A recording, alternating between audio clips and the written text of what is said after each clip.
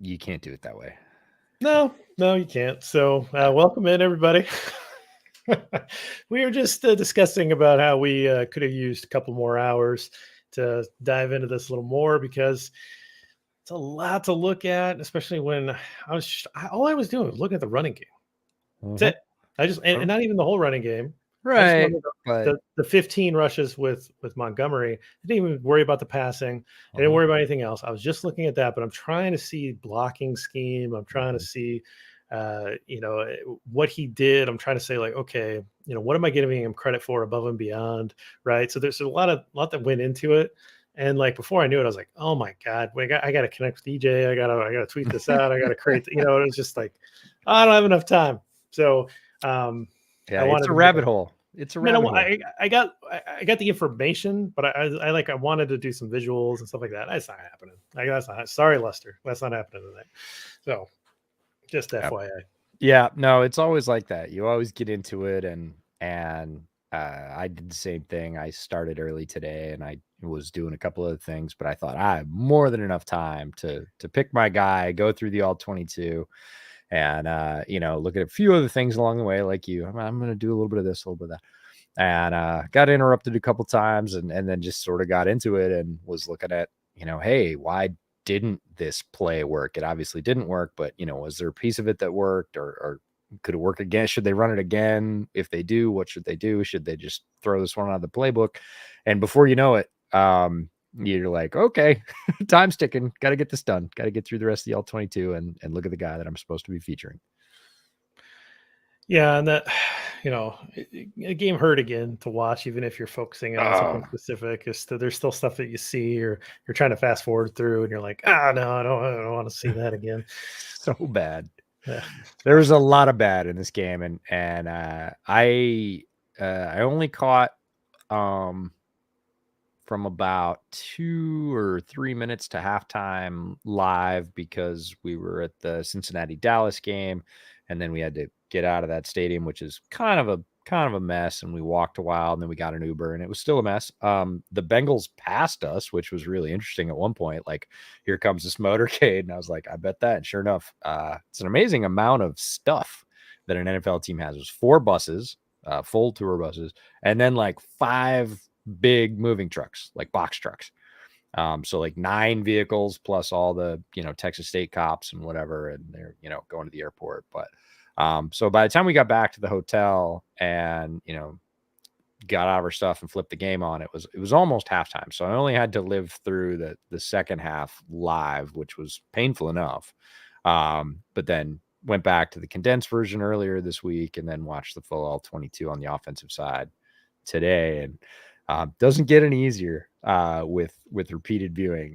There's a lot of stuff in there that's not great. Yeah, we'll get into that in a minute. For you guys that are joining us on YouTube live here, appreciate you joining us. We'll get in here. If you missed last week, we got a different format. We'll explain that as we start the pod, but we're liking it. It's a little bit different kind of work. I don't know, probably a little more time consuming, but a little different kind of work than it was last year to dive back in on a specific player. But basically, trying to do our part to help evaluations throughout the year, and to get an idea of who are the building blocks going forward. And I think we have some interesting subjects that we're talking about tonight because they're definitely players that people want to know more about or talk about. They're pretty active players in terms of that discussion topics, and I think there's interesting conversations about each one. So I think this will be a fun show. I like what we're going so far. Last week, it was Tevin Jenkins and Dominique Robinson, right? I mean, it was guys that are young and almost certainly going to be on this team, and you get different conversation as we get into different players. So I'm pretty excited about it. I think it's kind of cool. Yeah, it's funny, just with what you said, I didn't really think about it. Well, I've thought about it, but I haven't thought about it in this context, which is the context of the listeners or the viewers, which is this is essentially pro scouting. And every NFL team has a pro scouting department that scouts other NFL teams. So usually when we say scout, people think of college, people think of the draft, people think of players that are not yet in the NFL. But every pro team has a pro scouting department so that when players come up for trade or it's time for free agency or whatever else, they're aware of obviously not only the players that they have on their own team, but the players that are out there around the league that would be competition for them to sign or might be of interest to them. And they scout continuously, and they do exactly what we're doing. They take film from NFL games of the other teams, of the opponents, and break them down and look at tendencies, look at successes, look at what they think might grow or fit in their system or not, and have full workups so that when their GM comes to them and goes, blank's available, like yes or no, they've already done all that work. So this is essentially a very sort of tiny look or snapshot look at what pro scouts do. Yeah, it's it's interesting. I like putting on the different roles and seeing how they fit. Right, I feel most comfortable talking about cap management and the money part and the math. Right, I mean, I have a natural affinity towards that stuff, and that part's always pretty comfortable for me. The player evaluations on your own team, it's interesting because you don't do it every week. You're trying to see the ecosystem, you're trying to judge the team and figure out what's happening from that perspective. You don't necessarily dive into one player, and it is actually pretty interesting when you do it because you see the game in a very different way. And again, mine might not have necessarily been one player as much as like one aspect of the game, but I certainly was watching that one player pretty closely. So it's fun. I mean, I wish this is all I had to do in my life. And there's always more to do, right? There's always more to do. I had 4 more things I wanted to do with this, but not quite. I got close, but need more time. That was what those other couple of hours would have been good for. So why don't we get into this? Why don't we start the podcast? And you guys that are following along, you got questions along the way, pop them into the comments. EJ and I'll stick around after for some Q&A, and we'll talk more about this topic and anything else that you guys want to talk about. You don't have to keep it to these 2 players, but feel free to ask general Bears questions or anything else. I don't know, bourbon questions, because that's what we're going to be doing tonight. So all right, let's get into this thing. Welcome to Bears Over Beers. I'm Jeff Berkus, a writer for Windy City Gridiron, and I'm joined, as always, by EJ Snyder. EJ, tough one on Sunday Night Football for the whole world to see. How have you managed the early part of your week? I kept busy. I was not going to be idle and thinking about this game. That was very lucky for me, because if I didn't have a lot of things to think about, I probably would have obsessed over this a little bit more than normal. It is in one way a very normal Green Bay Chicago game, or in this case, a Chicago Green Bay game. And we're all used to it. We've seen this movie 100 times, seems like. But in other ways, it was a little abnormal and worse than what we consider normal, which is still pretty bad as Bears fans. So, if I hadn't been busy, I probably would have been thinking about this more than I should have, because it is bygone. It is not going to get fixed. We can certainly pull some things out of it. We'll do that tonight, but I probably would have been obsessing about it. It was really not great in a lot of ways. Yeah, I've kind of used that analogy before about, it's, hey, we've seen this movie before. We know how it ends. Like, I'm sick of this. And I think people are like, well, stop watching the same movie. And I tell you what, those people must not be married, right? Because that there are movies that your significant other loves that you are sick of, but you watch, because it's the holidays or it's whatever it is, right? It's kind of like this, like, you're in this relationship and you're going to have to stick with it, and you're going to have to watch this movie at least until the characters change. It is what it is. It sucks. But we'll talk about some aspects of this that we think you can take away.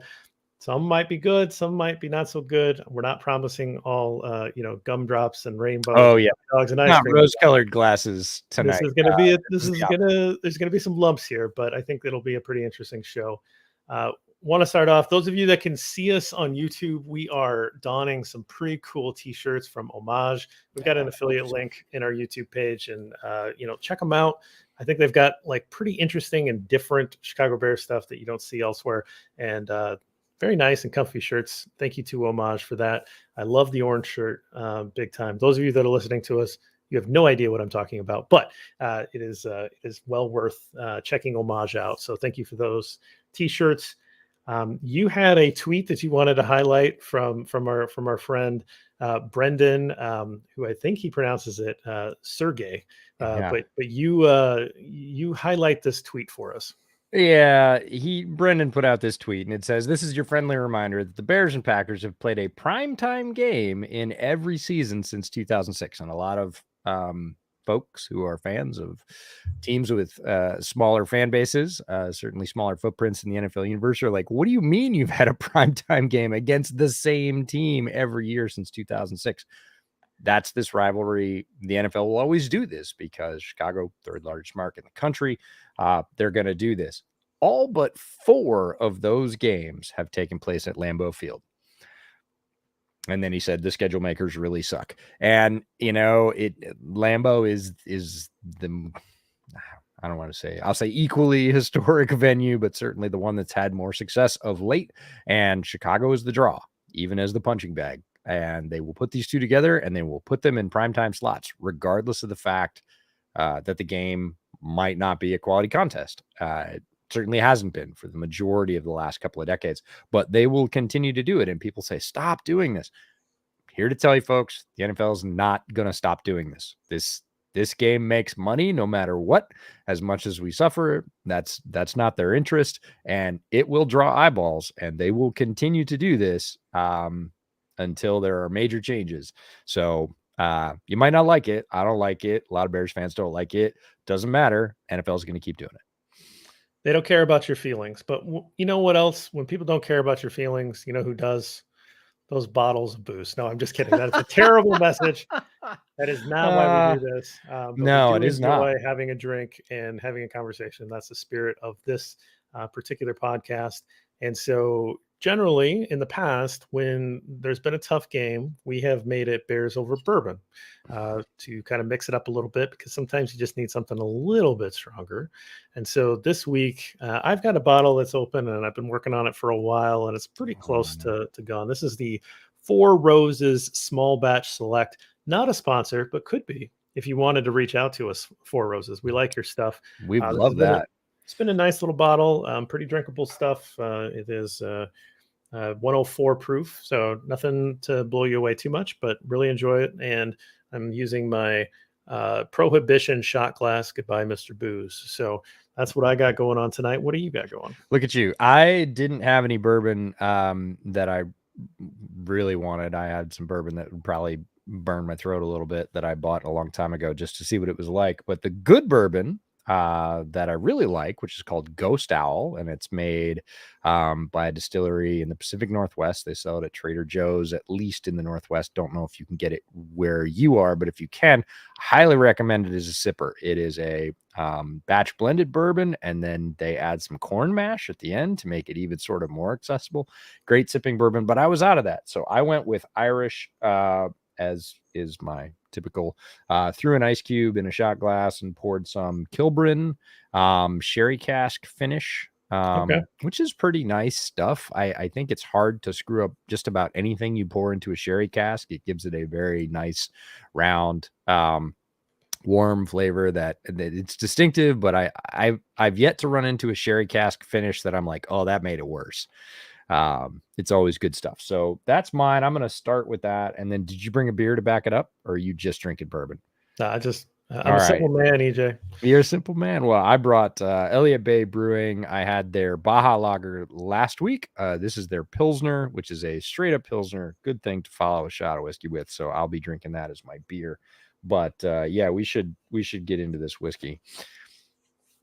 Well, cheers, and at least the Green Bay game is done. The one in Lambeau. Right. We don't have 2 more. We have 1 more. All right. So new this year for us is that we are going to be breaking down the all 22 film of one player, one aspect of the game. I kind of changed my own rules this week. And the reason why we want to do this is that this year is not necessarily about wins and losses. This year is about really figuring out who the building blocks are for this franchise going forward? Who are going to be the players that are going to be counted on in 2023, 24, and beyond? And so there's a lot of young guys on this team. There's a lot of evaluations that need to happen. If you do the homework throughout the year, it makes that evaluation a lot easier at the end of the year. So we figure we'll just focus on one guy every week. That's 17 ball games, 34 evaluations that we'll have at the end of the year. We'll repeat players. There may be some times where we both go on to one player for a game, particularly someone like Justin Fields. I think that would probably be a pretty smart thing to do if we both try to attack the quarterback position in the same week.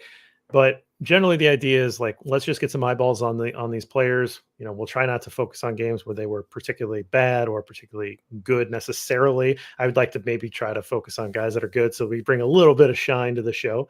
But that's the general idea of what we're aiming for this year.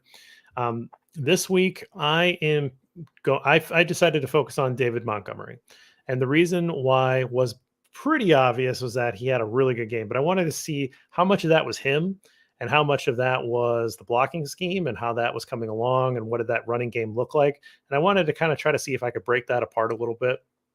And we'll get into that in a little bit when we go through my stuff. But the other question with that is that a lot of people want to see David Montgomery signed to an extension. A lot of people want to see the Bears let him leave and just draft young running backs and never give a running back a second contract. And so I think it's important to try to evaluate David Montgomery to say, is this guy going to deliver value on a second contract, or even try to exceed the value of a second running back contract, which is pretty tough to do. And, what does he bring to this team in terms of leadership and morale? And, what is he to this offense? So I thought it was worthy of looking at that. And not only that, but how is he fitting into this new offense and this new run scheme? So who did you pick for this week? Well, before that, I have to thank you for doing that, because I won money. Okay. I told Brett when that game was over, I said, we both have to pick somebody out of that hayfire. Like, I said, I bet JB is going to pick Montgomery because it's palatable, right? Because it's something he can watch again without wanting to gouge his eyebrows out. And Brett was like, all right. And then you sent me the text that said, I'm picking Montgomery. It was like Monday. We were both sitting at the airport. He was stuck on a plane on the tarmac and I was delayed in the terminal. I sent one to him, said, told you. And he was like, no way. I said, no, I know my podcast partner. I know what he's doing. So I appreciate that. My pick for this week was another player that also has a conversation around him in terms of, should he be featured going forward? Where is his role? Where is he at? And that's Cole Kmet, the tight end. Bit of a star-crossed pick. We certainly had our opinions about the Cole Kmet pick at the time. But in terms of Cole Kmet, the football player, there's a question about what is, right? Regardless, he was picked a couple of years ago. That doesn't matter anymore. That's a sunk cost. Where is he in his development, in the mesh with this new offense, Getsy's offense? Is he effective? Who is he? Who is he as a player? And I think that's a really interesting conversation. There was a lot of people, including yourself, who saw him at camp, and everybody who saw him in the preseason, who said, this is basically going to be wide receiver 2 for this Bears team. He's going to be featured. He's going to be prolific. Pick up Cole Kmet. He's going to be a sleeper. And it certainly looked like that in the preseason. Another classic case of preseason and regular season not looking anything alike. We'll talk about what he's done so far. But I just wanted to give a really good picture of a player that people have wildly differing opinions about, and take a one-game snapshot and say, what do we get? What did he bring? What's real? What's not? And we can go from there. Awesome. So let's flip a coin. We decided we're going to incorporate the most exciting part of pregame, which is the coin toss. So I'm bringing on a quarter for the coin toss that EJ will call while it's in the air. It is the 2020 Kansas National Parks Tallgrass Prairie quarter. For those of you that really want to know the details, that's what right. We're flipping here. So call it tails. It is heads. So I win once again. I'm 0 for 2. We gotta keep track of this. I'm 0 for 2. Yeah, so somebody will keep track for us. So I deferred last week. So actually this week, given what I believe is going to happen in this show, I'm going to choose to go first. So that's good. So let's talk about David Montgomery. So I think that we're all familiar with David Montgomery. I don't need to go into specifics on where he came from. I went back and I watched and mapped out. You just don't want to say it. Well, he went to Iowa State University. Okay. So there you go. I'm forced to cheer for a Cyclone, which is rough, but it is what it is. I mapped out all 15 of his runs by hand with the blocking schemes, and to just try to get a sense of what was happening, because I wanted to see, were they running one thing over and over? What were they doing? And so just to kind of give some like big picture pieces of this run game. The personnel groupings that they use. So this is the number of tight ends and running backs and wide receivers on the field. So 11 personnel, which is one running back and one tight end. They ran five of those runs from Montgomery had that personnel grouping on the field. So there's three wide receivers in that personnel grouping. They ran out of 12 personnel 3 times, which is one running back and 2 tight ends. And then they ran out of 21 personnel, which is 2 running backs and 1 tight end. So that's the fullback Blasting Game who's in there for those. Some of them look a little odd. They're not traditional like I formation or I offset formation when you see those. But when Blasting Game kind of starts off stacked behind a tackle and then comes into motion, that's still considered 21 personnel because he's behind the line of scrimmage. He's not a tight end. He's not on the outside of the tackle or anything like that. He's still within the tackle box and behind the line of scrimmage. So that's still considered a running back, and that's still considered 21 personnel. For those of you that I assume my numbers are correct because I did them by hand, but if they're different elsewhere, that's how I came to them. That's how I know how to do it. These are just my numbers. I didn't cross check them with any other source, because so if my point of saying this is, if you go What out is your point, Jamie? I kind of want to know. different numbers, Yes. then I don't have any ego in this. I'm sure I could be wrong, but that's how I Feel map them free out. to argue. And they can argue with me, but that's what I saw. And I'll get into a little bit of a different number that I have that I'm not sure how I got a different number, but that's okay. So overall, I think the scheme was varied, which is great to see. There wasn't like one play that they were hammering. There was a bunch of different stuff. There was some window dressing here. There was some straight, kind of straight at you runs, some power, a lot of zone, right? Like, I mean, there was a really good mix. There's a couple plays that I really liked, particularly that I hope that they show up again, and want to go through some of those. But I think that in general, I would say that for the most part, Montgomery did a lot of the work on his own, even though there was a lot of really nice, there were some nice plays that were blocked well. But so much of his production, I think, came after he made a guy miss, or, dragging a guy a couple additional yards, which I think was just really impressive. So just overall, I just want to say that. I want to get into some specific play. So EJ, at any point, stop me and ask me questions. Feel free to do so. Well, I'll just say, in terms of the way you saw that, it's cool to have the personnel breakdown and let people understand how that works and how we count that, and I'm sure you'll get into how that influences the particular run. What's more interesting, and what I think is absolutely spot on, and what I saw even watching live, which is a whole different experience with the TV angle and everything else, but even live on Sunday night, you could tell that what Montgomery was doing on his own was special, right? This wasn't like big wide alleys that he was just blowing through and, picking up 15 yards before contact and then dragging a guy. No, he was breaking tackles. He was making guys miss, which he was famous for in college. He had one of the highest broken or forced missed tackle rates is what they call it in college, when he was drafted.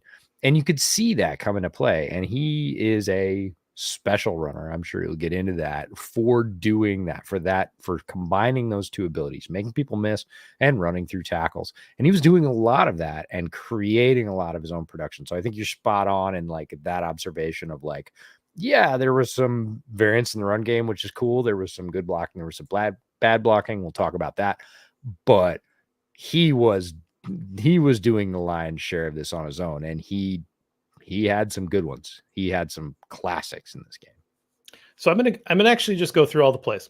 I think I can do it pretty briskly, and I'll stop and highlight a couple things. So in almost all of these plays, there was pretty standard box counts. So box count is, how many guys are essentially within kind of the outside shoulder of the tackle or the tight end on the end of the Bears line of scrimmage, and then kind of draw that back to where those linebackers are. For the most part, I counted 7 in the box almost every single time. There was a couple times that Amos came down. You can count an 8th man, and there was one time where it looked like a light box of 6. So that's what I saw. I'll note a lighter box or a heavier box when appropriate. So first play, 4-yard gain. This is first quarter, ball on the own 29-yard line. Sticks his head down, bowls forward, gets some nice yardage, but nothing unexpected there. Standard run, no big deal. 4 yards, no big deal. And then Montgomery starts to just take over. Second run, he Bears zone 33. He starts right, bounces left, forces a missed tackle. 12-yard gain, 7 of it was because of his forced missed tackle. I'm giving him like +7 in terms of what he was able to do on that one. His third carry, this is a light box, so this was I only counted 6 in the box here. And this is 21 personnel, so he had the fullback in. 13-yard gain, but on that 13 yards, I'm giving him credit for an additional 8 on his own, and he forced 2 missed tackles on this play. So these are very close to one another, and he's already forced 3 missed tackles by my count. Next play, he forces a missed tackle on Kenny Clark. It's a nice little play. The wide receiver actually kicks out, and this is one of the first times I saw Cody Whitehair pull. And Cody Whitehair was pulling a lot in this game and did a very nice job on this particular block. So I'm giving this. This was counted for 9 yards, and I'm giving all 9 to Montgomery's additional effort, because it should have been stopped by Kenny Clark for a no gain. But he was able to bounce off Kenny Clark and make positive, not only positive yardage, but a pretty nice run of 9. A little later, the Bears fake a jet sweep action and pitch it out to Montgomery, and both Mustipher and Borum get absolutely whipped in this one. I liked the design because it kind of played with eyes, and you actually saw the linebackers move how they wanted them to. I think that if this was blocked up, you can say this a lot of times when you're watching run game. Boy, if this is blocked up, boom, you hit that hole, and it's Katie bar the door, as my football coach used to say, which I don't really understand what Katie bar the door means, but he always used to say that when he was critiquing our run blocking. But in this particular case, it was very clear that there could have been some good yardage had, but again, both Mustipher and Borum get absolutely whipped here. Montgomery has no chance. It is a 5-yard loss, and he's taken out immediately. There's nothing he can do there. So that's actually the first half. So he was rolling pretty well when he was given an opportunity, but just didn't get that many carries. So we go to the third quarter. First carry in that quarter, he forces a tackle in that one. That's a 9-yard gain, and I have him down for 6 of those yards being because of his forced missed tackle effort. Then I think there's actually some pretty good blocking. He runs the ball for 11 yards on the next play. This is around midfield. The Bears on their own 40. Gets an 11-yard gain. I'm only giving him credit for 1 additional yard just because he runs hard and kind of falls forward. But this is one run play that I really liked. I hope they run a little more. This is where they had both guards pull. So Jenkins and Whitehair are pulling to the right. And so Borum fills on a down block for Jenkins, and then Jenkins kicks out the end man. So you give the tackle Borum an angle block, which is easier than trying to say reach a guy or something like that. So he comes down on an angle block, and he's able to make that block successfully. Jenkins pulls to the right, and he's able to kick the man out, kick the end man in the line of scrimmage out, the Emelos, if you will, because his block is easier with the pull action. So you're creating angles. So I really like that. And then Whitehair's coming around the backside there on his pull, the second pull, and then he's turning up. So he would take anything that washes in front of him, but there wasn't anything to wash in front of him. So he's able to turn up and get a linebacker. So really nice play design. I really like it. This was my favorite part of football, was as a pulling guard. This is what I really liked. Because you got to wipe people out. Yeah, you get momentum. You're bigger than people, and you hit them at the right angle. It really puts the guards in an advantageous position, and you can get some wow plays. I think Jenkins is going to really like these, and so hopefully we see more of Jenkins on the pulls. So I'm giving the scheme the most of this credit. It's an 11-yard gain. Again, I'm giving Montgomery a credit of 1 additional yard here. Next run, Jenkins gets beat by Kenny Clark. Pretty bad. Should have been dropped for a loss of 1 on the play or so. But Montgomery does a nice job to get back to the line of scrimmage. I will say Jenkins got away with a hold. It's at the point of attack. He's stretching. It's coming off. That's a really good player in Kenny Clark. Normally they call that. That's like a 9 out of 10 call, and somehow that was the 10th one. So when we're talking about how many calls Green Bay got away with, which they did, there are a couple when you dive into the film that this is foreshadowing, because we're going to talk about this when I get to my section, because one of the biggest runs that you're going to get to that Montgomery had also had one of the few penalties that went Chicago's way as opposed to the other. Montgomery's last carry in the third quarter, nothing too exciting. It's a 6-yard run. I'm giving him credit for an additional 2 there. Again, this is more of a got what was blocked, but was able, because he runs hard, to kind of fall forward and get that extra yardage.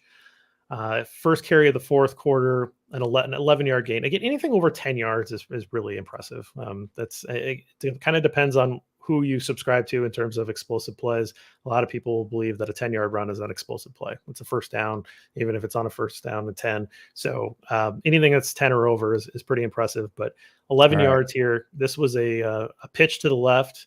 I would say that it was really well blocked. The first contact on this run was at 5 yards. And then he just drags dudes for another 6 yards. Like, it's not like he juked and made a guy miss. He just drags dudes for 6 yards. So that's what happens when you make those first level blocks with Montgomery, is that he gets to the second level, or he gets to the corners, and he can just power through them. That's the impressive thing about this guy. So I'm giving him credit for a +6 here, because he just absolutely dragged dudes. What do you got? I'm going to try something. Hang tight. Okay. I am going to see if... Oh, you want me to share this? Yeah, go ahead and give that a shot. Perfect. Excellent. So I made a slide because I'm just wholly impressed with JB's informational organizational sense. And he literally charted all this stuff out. Time, where the ball was, how many players were in the box, how many plus yards the Montgomery got that he's talking about that Montgomery kind of earned on his own, and then notes. So this is where JB's scientist brain works way better than mine, because my notes, just spoiler alert, don't look like that. But you can talk people through this and, continue into the fourth quarter. It'll just give them something to look at while we're doing this, because it's amazing. It's great. Yeah, and I appreciate that. And now that you have it up, I noticed that there's an error. So don't. Of course. Actually, what it is, and I actually know what it is, that the second quarter run is a -5. But I was doing something. So there's 122 yards total for this game. So on the sheet that people can see, for those of you listening to the podcast, so the sheet that people can see, it says 132, but it's actually 122. But I was playing with this to make a visual. And so I needed to make the 5 a positive number, so that would actually show up in the visual that I was creating. But that's okay. I didn't know EJ was going to do this, but yes, EJ surprised you, and people will love this because they can follow along with all this great information that you've compiled, which to me is a really succinct way of saying what happened on a run in multiple ways that matter. Like, these are all things that matter. Was it a stack box? How many yards did he make on his own versus how many were, quote unquote, just blocked up? When we talked about got what's blocked, which we say pretty often, and that's a real thing. That's, he added 0 or maybe 1 to 2 yards falling forward. That's fine. If somebody's got a plus yards of 10 or 26, like, this is where the running backs earning their money, because something that most folks don't realize is that running backs are paid to make one guy miss.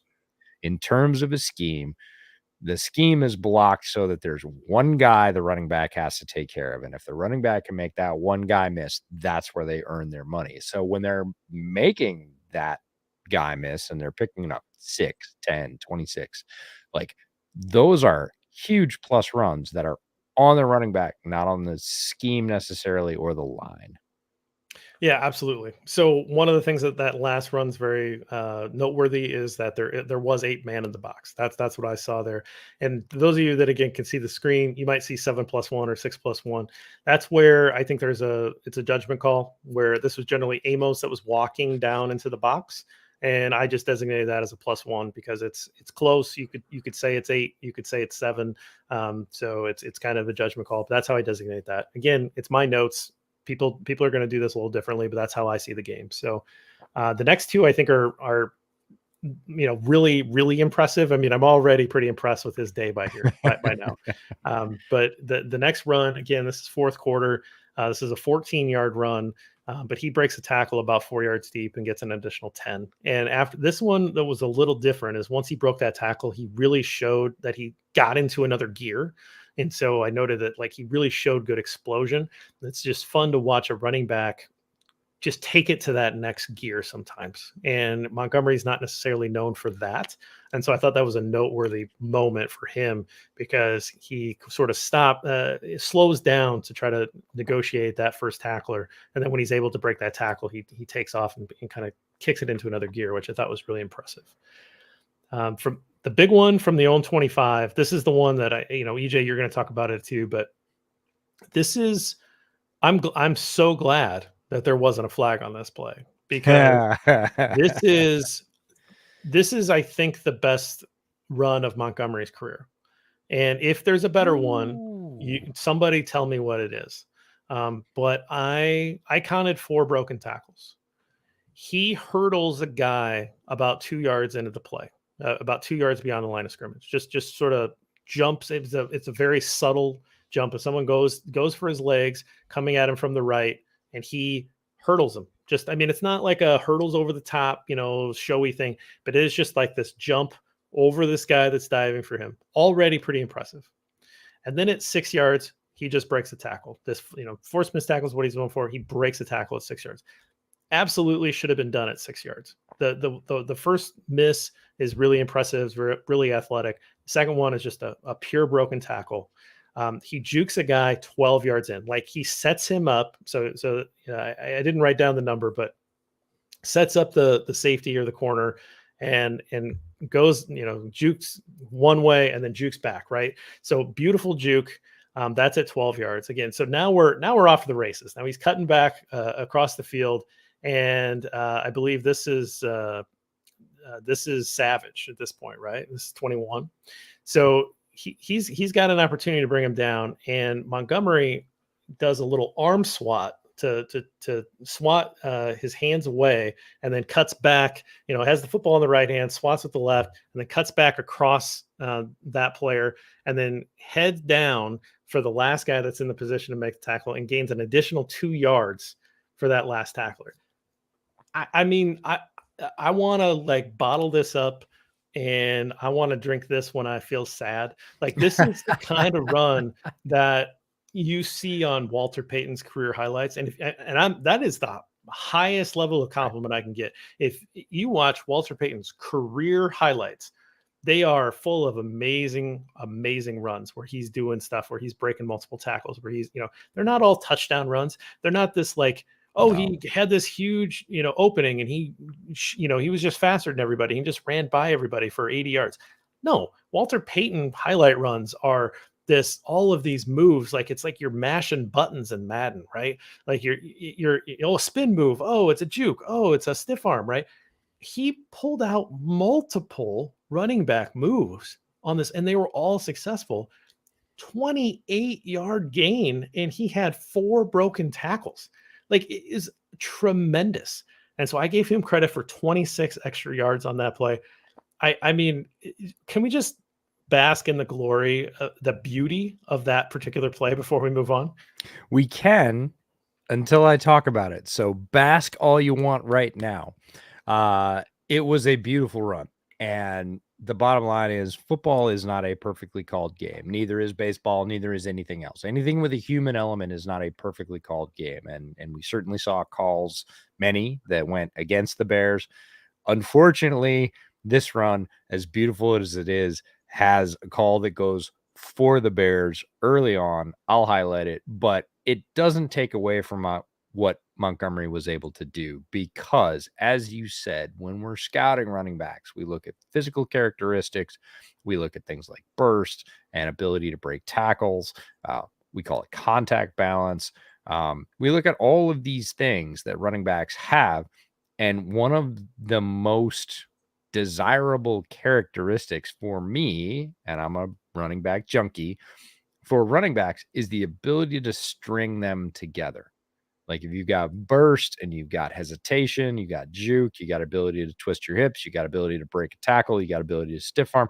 If you can string 3 or 4 of those things together in sequence at the right time, it's incredibly rare. There are running backs with all those skills. Lots of them have 1 or 2 or 3 or 4 of those skills.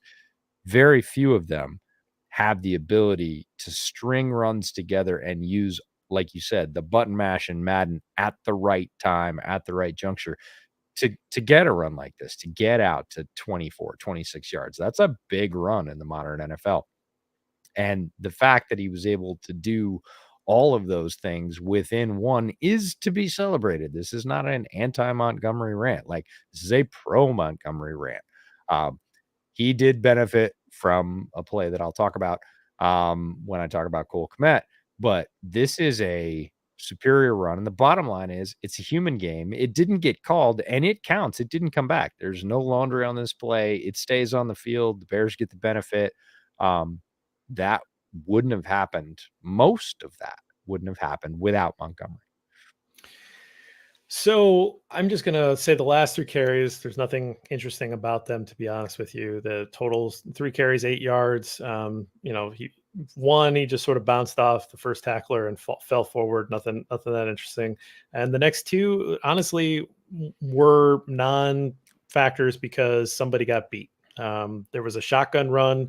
It was the only shotgun run that I saw. Kmet is supposed to pull in front of the run and take out a blocker, and Kmet is late to the party, and Montgomery gets blown up. He actually does a nice job of getting positive yardage, but it's the play. If Kmet makes that block, he's at least able to probably get 5 or 6.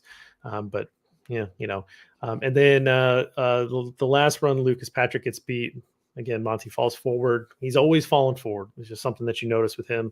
It's a really good characteristic in a running back. It's very rare that he gets stood up. And he's just always leg driving, and he's getting those hidden yards are really impressive with Montgomery when you just watch his runs. So overall in the day, 15 carries, 122 yards. And then I gave him credit for 81 of those 122 yards on his own, because him making those yards for himself with the second efforts and the forced missed tackles. I counted 10 forced missed tackles. PFF had, I believe, 8. I had Brad Spielberger look this up for me earlier, and I talked about it on Baron's Balance. Did you reach out to Brad today? No, I reached out to him on Monday before the show. Okay, I reached out to him today, so I was like, he was getting pinged from all angles. Yeah. Brad's a friend of the show. He's a Bears fan. He works for PFF, and he's an amazing guy. Shout out to Brad. But I reached out to him for a Kmet stat today, so I just thought that was funny. Yeah, I reached out to him around 1:00 on Monday, and I said, "Hey, man, any chance you can give me this number?" And then he's like, he actually created a tweet right after I sent that to him, because he looked it up, and I was like, yeah, this is probably pretty interesting. And then he sent me his tweet, and I was like, all right, cool. So yeah, they gave Montgomery 8. I had 10. Again, that's fine. There's going to be some interpretation there of like, well, that's not really a broken tackle or not a forced missed tackle. That's just he was getting blocked at the same time. That may have been at least one of them where, to me, it looked like a forced missed tackle, but the guy was engaged in another block. So that may be one of them. Anyway, it doesn't matter. 8 to 10 forced missed tackles overall. It's an incredibly impressive performance. One of the better performances of the week. And overall, I think just a really good representation of a very nice game for Montgomery. Again, you can have running back games that are pretty scheme dependent. Things are getting blocked up really well, and they're getting a ton of yardage based on what's Right. blocked, and then what are they contributing to that in addition. Two-thirds of those yards, I think you can really directly attribute to David Montgomery. So to me, I can go back and I can really dive into the numbers and try to see if there's another game that stands out. I thought it was his best game. This is only 15 carries. This isn't like a No. huge 20-25 carry volume day. This is only 15 carries. There's not a breakaway run where, he got 80 yards on a touchdown. And so that like really balloons the stats up. This is 122 yards on 15 carries. And again, two-thirds of it is on him. I love this performance. I am in love with what David Montgomery was doing on Sunday night. I think he deserves all the love in the world. The film review just made me love it even more. It's a tremendous performance by him, no doubt. Like, this is all the things you mentioned and broke down so beautifully. This is a great pinnacle. This is one his agent will bring up whenever they go for a new contract, whether that's with Chicago or somebody else. And shout out to our good friend Andrew Fitzpatrick. Says, "Good day, gents. Do you reckon Pole's mind is made up on re-signing Monty? If not, does Sunday's performance materially move the needle? Really rate his pass blocking too. Like, his pass blocking is also amazing. We didn't rate that, but he is a tough son of a gun. Like, Montgomery is a guy that will stick his nose in and has plenty of gravity in the pants behind that to make it stick as a running back protector of Justin Fields or whoever's playing quarterback for the Bears. So, an underrated aspect of his game. Great call, Fitzy. I'm going to say something that's going to rile people up, given that we just spent, 30 plus minutes giving David Montgomery his roses. David Montgomery is a great, and I would almost say elite. Like, he is tickling elite status as a running back in the NFL. That means like top 11 or 12 in my mind. Like, he's right there. I don't think there's any way you can look at Sunday's performance and argue with that. He made most of that on his own. And the Bears shouldn't pay David Montgomery. And it has nothing to do with David Montgomery. He is a great dude.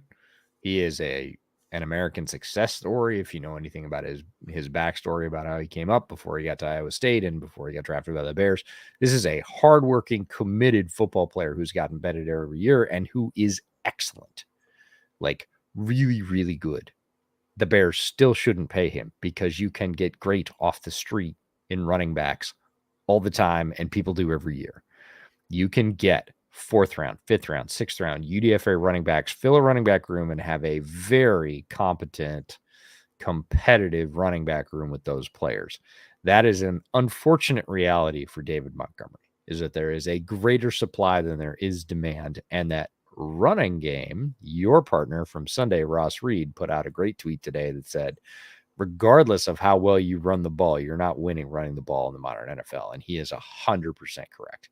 If you can't throw the ball in this league, you will lose. Monty is a good weapon in the passing game. He is not a great weapon in the passing game. And the passing game rules. It is the Tyrannosaurus Rex right now. Passing game is the thing you need. If you don't have it, you will lose, especially when you hit super weapons like Mahomes or Josh Allen or Justin Herbert. If you cannot throw the ball, I don't care how well Montgomery can run the ball because he will never keep up with them. He can't gain 80 yards at a stretch, and they can. So, love David Montgomery, the player. Love David Montgomery, the person. Love his performance on Sunday night. It was a hell of a lot of fun to watch. Still didn't make a hill of beans of difference to whether or not the Bears won that game. They shouldn't re-sign him for a big money contract. If he will take lesser deal, not that he should, like if somebody's willing to pay him money, that's great. But Sunday, I sat in Dallas in really good seats and watched Ezekiel Elliott basically drag the Cowboys down, right? Not because he fumbled or did anything terrible. Ezekiel Elliott's making $18 million a year to get like 3 yards a carry. And that's awful. Like, because they got Tony Pollard at less than half that, who's making twice that every carry. And that's the snapshot for whether or not you should pay a running back. Like, Zeke is an probably one of the best pass protectors in the game. We actually had a talk during the game about whether they should turn him into a fullback, because we're like, he can catch in the flats. He's a really good blocker and he's an excellent pass protector. That's a fullback. But how many fullbacks do you know in the NFL that make $18 million a year? And the answer is zero. And nobody's ever going to make that, because that's not the appreciation for the position. So love Montgomery, love what he did. Nah, they shouldn't pay him, because they can get what he is giving them, or 90% of that, for probably 25% of what they'd have to pay. I'll say this. You can build team with your brain only. You can build a team with your heart only, or you can build your team with a combination thereof. Signing David Montgomery is a heart move, not a brain move. Yes. We know from the analytics and team building philosophy that you draft running backs, you chew them up, and then you just keep drafting them. And that's generally what you do. And if you get a really good one late, you let them go. They sign somewhere else. You benefit from the comp package if you're not, if you benefit from that formula that year. I don't think that there is it's not a huge mistake if you make some heart signings, but you can't have a whole team of hearts. No. That's kind of what it comes down to. If he is heart and soul of your team, if he is someone that absolutely just makes that team go and clicks, and if you can afford him, particularly with Fields on a rookie contract, there are ways to be able to fit a guy like that in.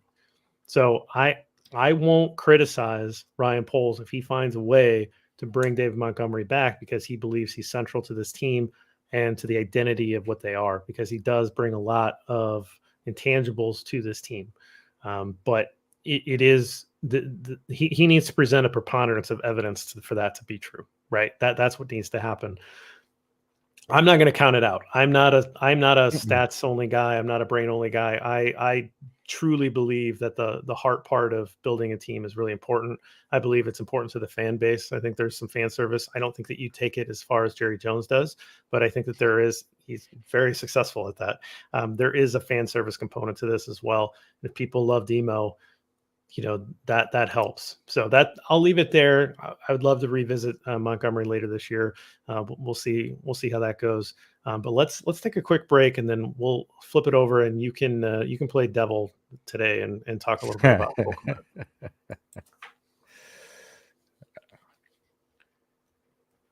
All right, EJ, let's get into one Mr. Cole Kmet. What do you have for us on the tight end?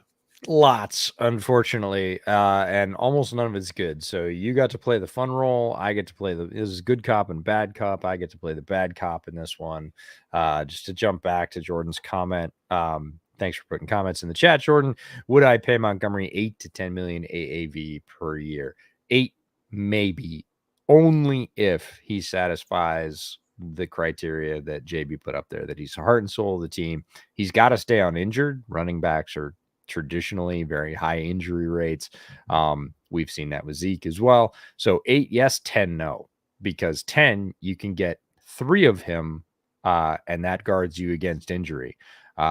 If he's the heart and soul of his team and driving it forward, 8 for sure. 10, I actually wouldn't, because I think you can spend that money in various other ways and get as much or more production, either from alternate running backs or the wide receivers. But to move on to Cole Kmet, this is going to be the unfun part of this stream. So Cole Kmet, let's begin at the beginning. Drafted 2nd round out of Notre Dame. He was the first pick overall for the Bears that year. They didn't have a first round pick.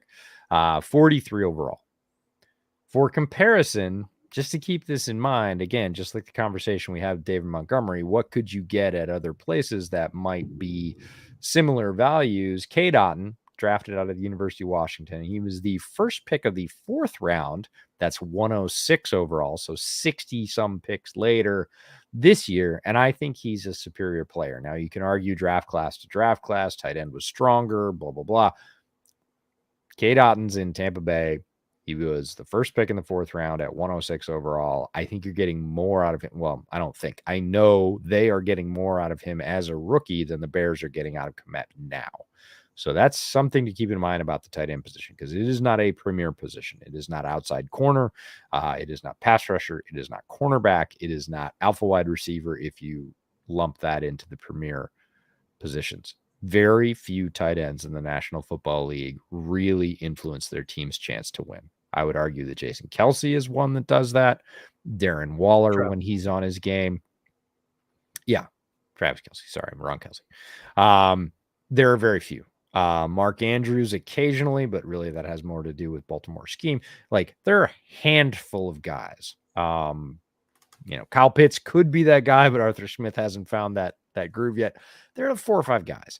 Tight end is not that position. So this has to do with opportunity cost. And when Cole Kmet was drafted, we talked about it. We basically said he would have to be excellent and really driving this offense to justify that pick. We think he'll be and the words I used were fine or solid, because I don't think Cole Kmet is a bad football player. Fine or solid is what I said about Cole Kmet. I thought he was drafted too high. I would have drafted somebody else. That's fine. Fine or solid. Ugh. Given this is a snapshot of the Green Bay game, he was not fine or solid. He was abysmal. This is going to be a fire show. And I actually kind of think Kmet's average. He looked great in the preseason. In Green Bay, he didn't. He looked terrible. So if you really love Cole Kmet, you should probably leave now. If you're family, you should definitely leave. This is going to be a slaughterhouse. It's a really, really ugly tape of a football player. Let me say before you dig, I went to camp. I was there for 3 days, and then I interviewed a bunch of people that were at camp after me, and my own eyes said Cole Kmet's going to be the dude. He's going to be number 2 target this year. Well, he's going to be right behind Mooney, and he looked good. Looked like he was in shape. Looked svelte. Like it looked like he was going to make an impact. Preseason looked fine, right? I was all in. Like I'm chatting people that are doubting him, saying, "Yeah, like you're wrong. He's going to be good. He's going to be fine." So this is me publicly saying, so far I am very wrong. Very wrong. So proceed with your digging. Yeah, many of us were in the same camp, and it's because preseason and the real season are different. And preseason, which is what we had to go on, he looked excellent. He definitely looked like the number 2 option in this offense. It looked like they were going to feature him and sort of bring a tight end resurgence back to Chicago, because tight end has a great history at the tight, or Chicago has a great history at the tight end position. They really do. They've got Hall of Fame players. They've got players that, supported their Super Bowl run in 85 and 2006. Like, tight end is a storied position in Chicago, and it's been really sort of devalued or underappreciated of late. To get back to Cole Kmet, he has everything you'd want in a tight end. He is 6'6", 260. That is excellent size for a tight end in the modern NFL. That is everything you want in terms of physical tools. He has 33-inch arms. He can go up and get it. His relative athletic score was 8.92. That's okay. It's not terrible. It's pretty darn good, actually. The one piece of his RAS that worried me from his Notre Dame tape, worried me at his testing, and has worried me ever since he got to Chicago, is he had a 7.44 3-second or a 3-cone drill.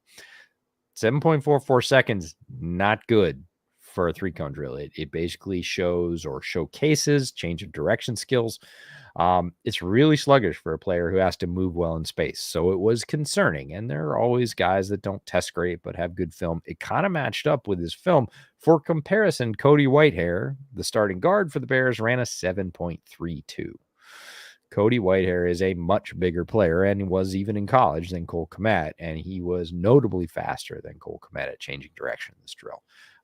Something that bothered me, not a death sentence. There are plenty of tight ends and cornerbacks and everybody else that deal with low 3-cone scores, but it was a sort of, okay, does that back up what I see on film? And it did.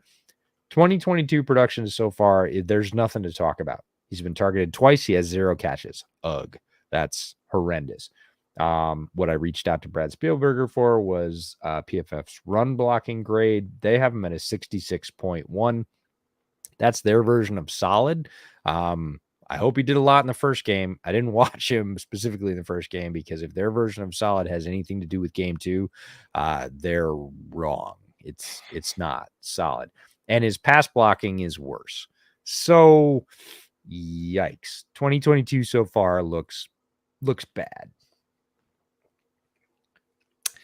Yeah, I mean, again, you're trying to watch the entire run game, but there was a couple points where you could tell that Kmet either missed his assignment or couldn't handle his assignment.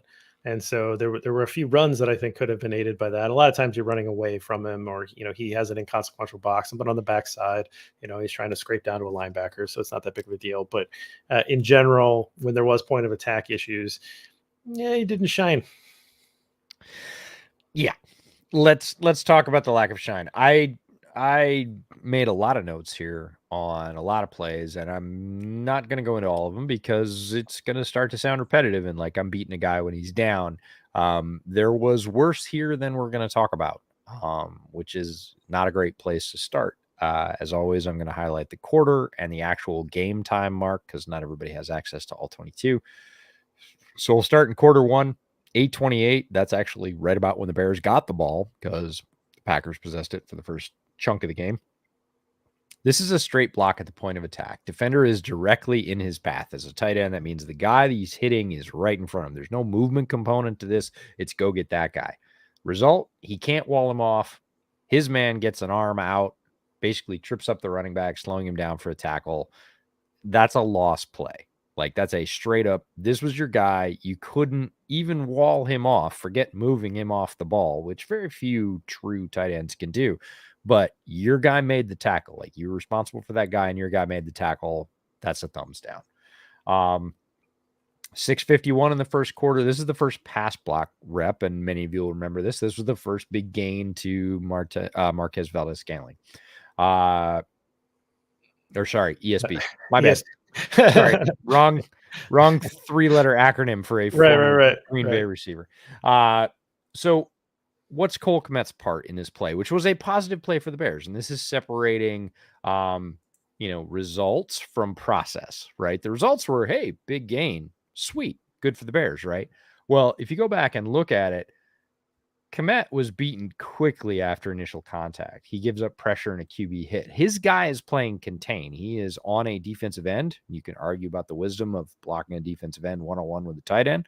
Happens all the time in the NFL. It is not an uncommon strategy. His guy's initially playing contain. He stands up to make sure that Justin's not going anywhere, that it's not a run play. But as soon as he decides, hey, that's not what's happening here, it's a pass play, I should rush, he's around Kmet in a step and actually hits Justin as he releases that ball and flattens him. Kmet was nothing more than a speed bump. It was ridiculous. Like, he had a straight up guy standing in front of him, which is a rare gift as a pass blocker. Couldn't do anything with it. 5:24 in the first quarter. This is the first quality run blocking rep. It's a run to the right from the Packers 12.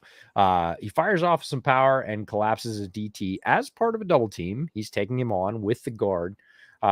Moves him a little bit and actually moves that DT into the linebacker's lane, which is another plus, making the linebacker sort of take an extra step to get to the outside. The linebacker does make the tackle, but this was a quality, run blocking rep. It took some help, but again, that's not uncommon. That's a very common strategy. Duo blocks in the NFL are, dime a dozen. They happen throughout the game. He did his part and a little bit more, which is nice. So we like that. But again, not a solo effort. 5:05 in the first quarter. This is the Fields rushing TD. I want to highlight Kmet's role in this because it didn't look significant, but it was actually really significant. He gets just enough of a chuck on Rashawn Gary at the line to push him inside as Gary comes by him, that Gary can't quite catch up to Justin Fields because he's fast. And it was close. He was half an arm away from Justin Fields, but he just couldn't get it. And it's because Kmet got both hands into his chest and gave him a good solid shove inside. And that extra 1 or 2 steps, we say this all the time, it's a game of inches, caused a big enough arc as Justin took off and Gary was in chase position that he basically just never caught up to him, and the Bears score. So I'm going to give Kmet his roses on that one. He did his job. It's not an easy job to do. Rashawn Gary is an ascending player who very quickly could be in the mix for league defensive MVP. And he got him off enough that his very talented athletic quarterback was able to score. That's a plus play for him. 14-23, quarter two, starting off quarter two, misses a block on the wide receiver screen, ends up on the ground. This is a theme, and it gets blown up. Not pretty. Like, lunges at the guy coming by him, doesn't really make any contact, ends up on his face, and that guy just torpedoes the wide receiver who was catching the wide receiver screen. This is a flat out loss in multiple ways. Not going to be a fun film room on that one for him. Part of this is his pass routes. We need to talk about his pass routes. In addition, we've been talking about his blocking a lot. His pass routes are mostly decoys at this point in Getsy's offense, which is the antithesis of the preseason where he was featured. Literally, they're taking him, putting him on the end of the line, running him off when literally the play is like a sweep to the left. They'll run him off to the right. And their only hope is that he's kind of magnetic and might drag a defender out of the play. He's not engaging him physically. He's certainly not really a receiving threat, given that he's had 2 targets, no catches. This is literally, hey, see if you can drag that guy a little bit farther away from this play we're running to the completely other side of the field.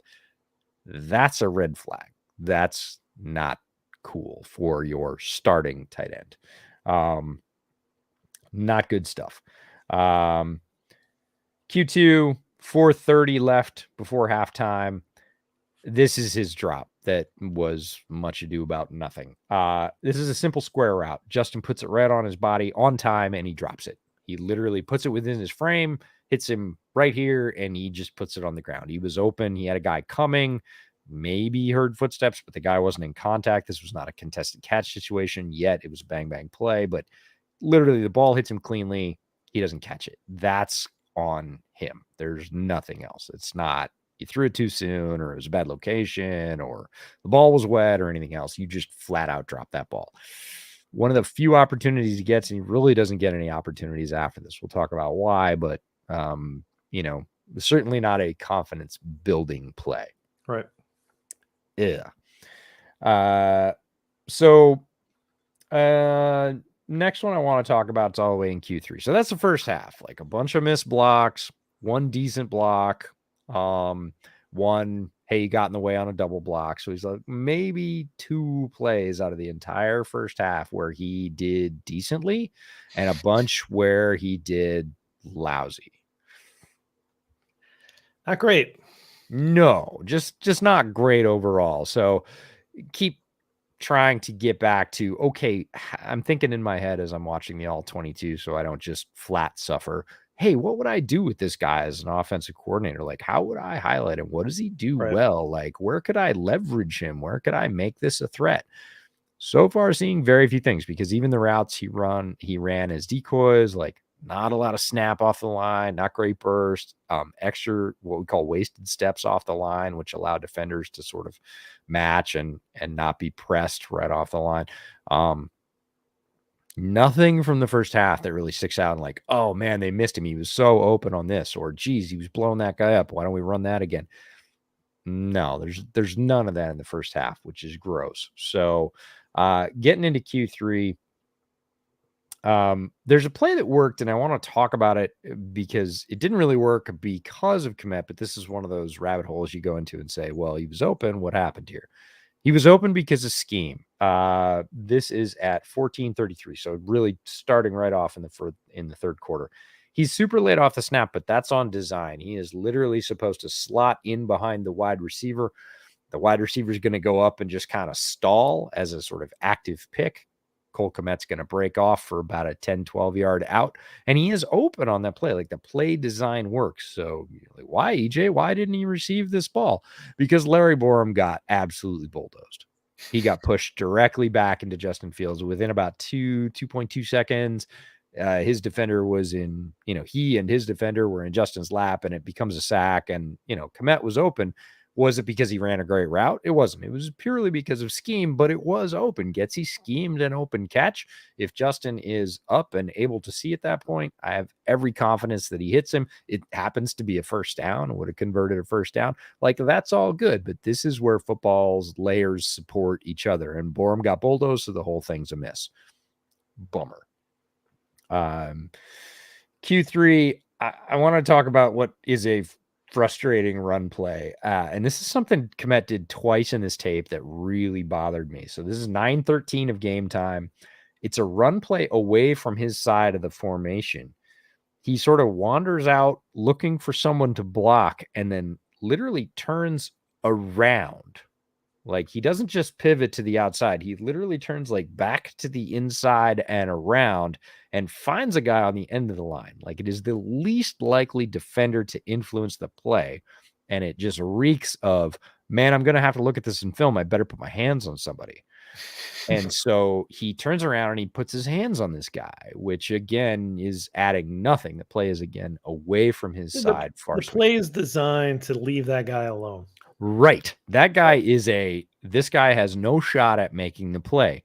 Right. Keep that in mind. So he turns the wrong way. He blocks this guy that has nothing to do with the outcome of the play. Looks to be a useless back block on the player furthest from the ball. But he gives up. The play continues, and that guy, the useless one, runs all the way across the field and makes the tackle on Montgomery. So the moral of the story is, if you're going to make a decision and make a useless block, at least actually make the block. The moral of the story is, show this play to tight ends and say, don't do any of that ever. Like, that's all bad.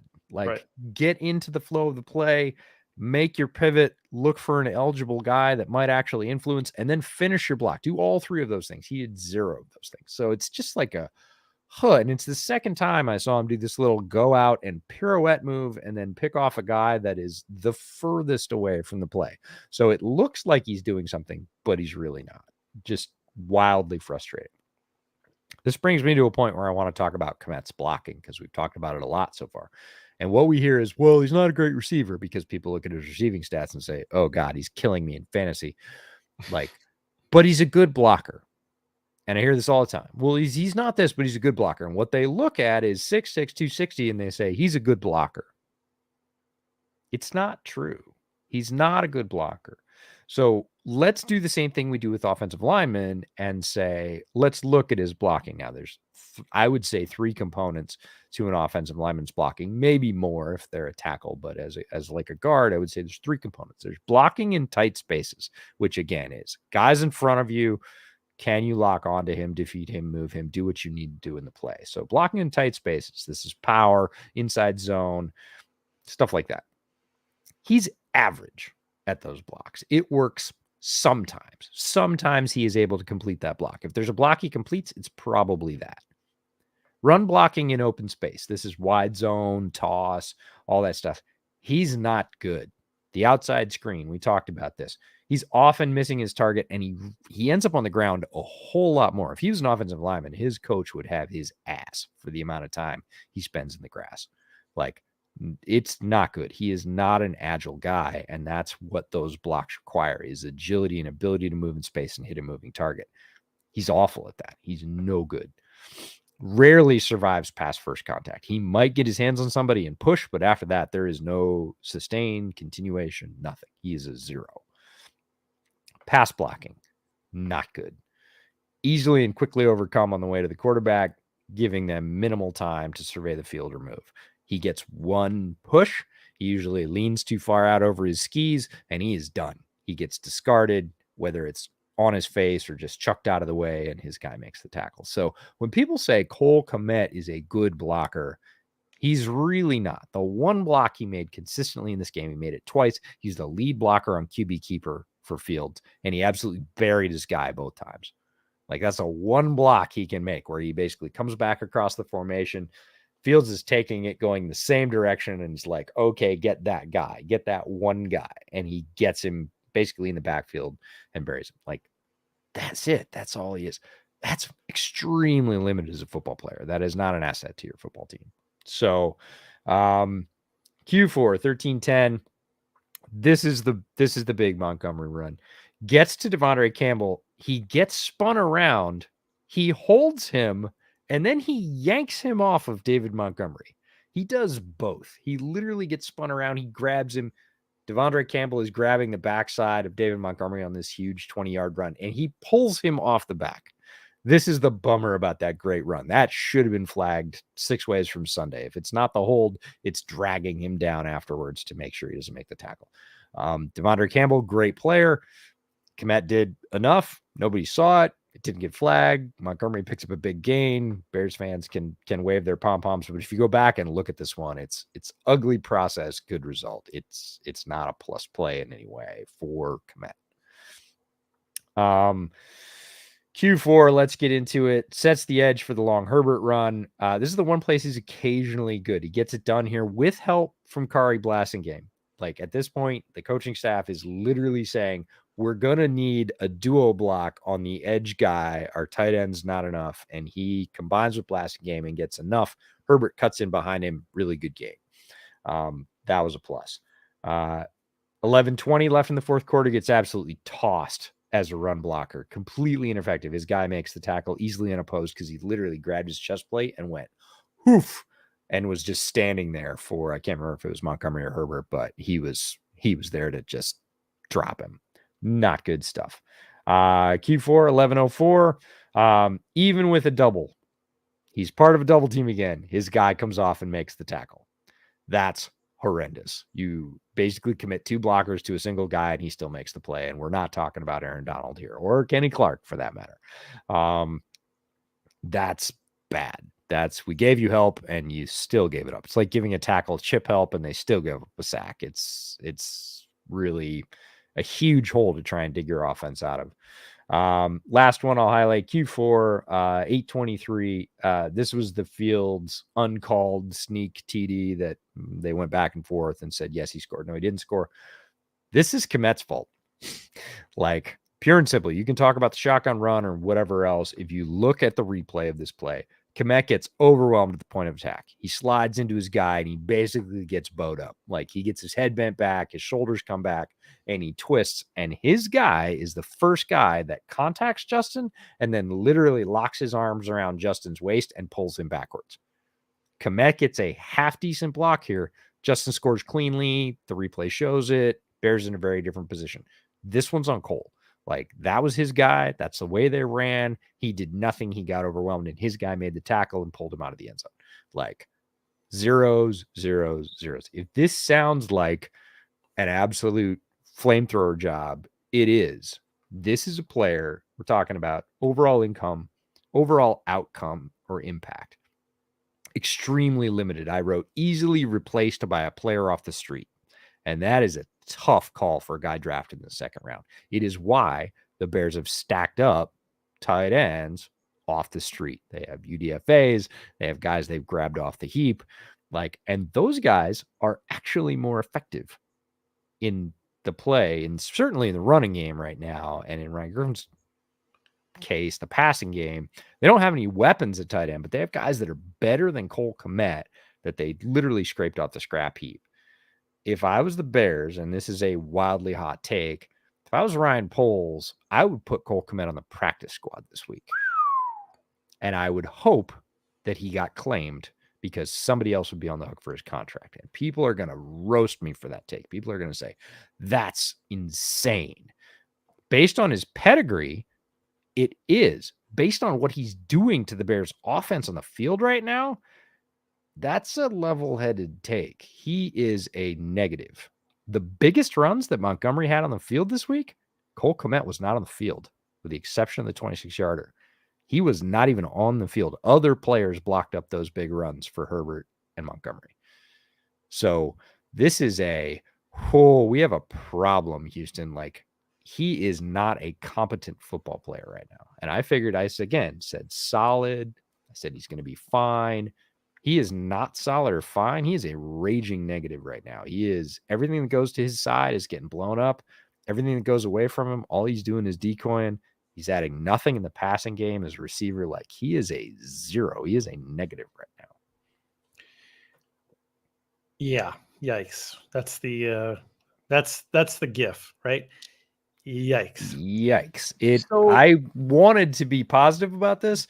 yeah. Every turn there was something that he missed, didn't do, could have done better. Like, it was just rugged film to watch. I don't know how he survived the film session this week because it couldn't have been kind. Is there any hope? Is there any other explanation of new scheme, wasn't asked to do this, and it's going to take some time, but he's got the physical tools to be able to get there? Or is this like, if it hasn't happened by now, this guy is not going to be part of this team in the future? This is really interesting because, again, this is a guy with a great frame, and we have seen him be featured in the passing game in the preseason, which is vanilla defenses and all that. But it feels like there should be, and I know should is a power word saying, you should. Feels like there should be a way to feature this guy. But again, throughout the game, I'm looking for how is that going to be? He can't win one-on-one blocks. He almost can't win two-on-one blocks as part of a duo. He does occasionally. He turns the wrong way. He doesn't catch the ball when you hit him in the numbers. The routes he's open on are not because he put some great shimmy together or because he has a lot of quickness. He really does look sluggish running his routes. It's because they schemed him open, and it's kind of like all those throws you put together for a quarterback to quote unquote get them in rhythm. You're never going to win a football game with a get the quarterback in rhythm throws. At some point, he has to be in rhythm and complete the pass. And it doesn't feel right now like Cole Kmet can complete the pass for any of the what I would call regular responsibilities of a tight end. And you think about, well, there have been tight end converts who've been converted to tackle or tackle eligible or like whatever. Could you do that with him even? And I'm not sure. Like, he's not a good enough blocker right now. Certainly not a good enough pass blocker. So I don't know. It's really like I'm thinking, okay, I'm the OC. What do I do with this guy? He is what he is right now on the field. What do I do with this guy? And my answer is sit him. Like, he's an inactive for me. I want guys, because the other thing is guys that got a lot less snaps that are on the Bears roster at tight end did more with them. And they had very limited chances, but they provided better blocking reps. They provided, in the case of Ryan Griffin, better receiving reps, but even Tevon Wesco, who most people are like, who's Tevon Wesco, right? He was a claim off roster cuts from the Jets. His blocking looks way more inspired and effective than Cole Kmet. Nobody's going to clamber over the rights of Tevon Wesco, but right now on the field for the Bears, he's better than Kmet in the same role. Yeah, I feel that way about Jesse James a lot last year, right? Like he was a guy that he's just a tight end guy that been around, you sign him, and his reps always looked much better last year. You were just always more impressed with what he could bring to the passing game specifically. But a guy that's been around that long, there's a lot of guys like that. A lot of guys, Ryan Griffin is a guy like that, right? He's just around, you sign him for at or near league minimum, and they can kind of give you what that is. And it kind of sounds like Cole is struggling to even give you what that is right now. And that's worrisome because he needs to not only be the replacement level veteran, he needs to be much more than that, given the commitment that the Bears are making in terms of even a salary for a second rounder. So that's a tough one. We went long, and you kind of get why when I know I went way long, and I'm the guilty party this week. EJ went pretty long last week. So I think that what we should do is kind of get out of here. We'll stick around for the YouTube guys and answer some questions and maybe go a little long there. So if you want to join us for that, we're going to try, I think this time, generally throughout the year, unless, EJ and I have a schedule conflict for that, but 8 o'clock Central Time on Wednesdays feels pretty good. Kind of gives us enough time to play with the All-22. We will do our best to do things like this to try to break it down, specifically and get all that out. But that's the plan right now. So we'll get out of here for the podcast. Quick recap on the booze, because it's not quite just beer tonight. We've got some bourbons. I had to refill when you started talking about Cole Kmet. I bet. I got number 2 going. I really I think this is a really solid bottle. I don't. It's not a Circle of Trust bottle. I have this whole thing where I'm trying to find these like bourbons that I can reasonably fine that are within not a crazy price range. that I just love to pour in a glass and drink by itself. I don't think this quite rises to that level, but it's a very good, solid bourbon. I want to go back and revisit the Four Roses single barrel. That I had that a while ago. I haven't had that in, probably 6, 7, 8 years. I'd like to revisit that. This small batch select is nice, but it's maybe not quite to that like elite level, but I think it's good for a lot of people, and it's definitely a good value. So if that's kind of what you're looking for, I would go check them out, and you can find that pretty much everywhere. I will ensure that when you visit the next time that I have a bottle of that Ghost Owl around, because I think you'll like it as a sipper. We'll see. I had a question for you because turns out with this random and crazy job I'm in, that Monday morning at 10 a.m. I was in a liquor store in Dallas. Yeah, don't ask why. Yes, they looked at us like that. 5 minutes after they opened, we walk in like, have you had the Whistle Pig piggyback? Is that just the 6-year? Or is that? I don't know. I hadn't seen it before. Hang on. It is American rye, as all Whistle Pigs are. I had no idea it was Vermont made. That's crazy, with fresh cinnamon and ground black pepper, subtle citrus, grapefruit zest. There you go. That's all I know about it. So anyways, 100% rye, pretty aged 6 years. Yes. Yep. So yes, I've had, that's the 6-year. Okay. Yeah, I've had a couple Whistle Pigs. They're pretty good. They have a little bit of a, I want to call it kind of like a dirty rye taste. Yep. A little bit. No, I've had the basics, but I hadn't had the piggyback, so I figured I would reach out, and sure enough, you've had it.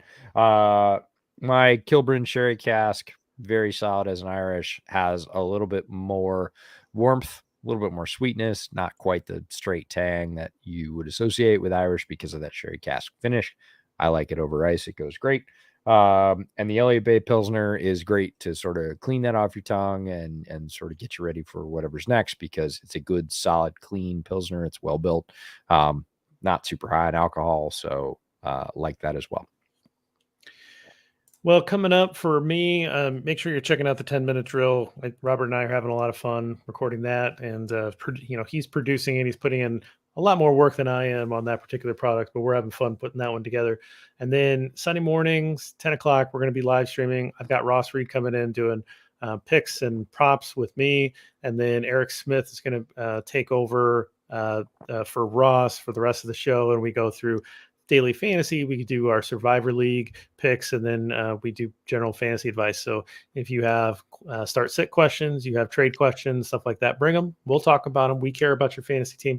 It's been a really good stream so far.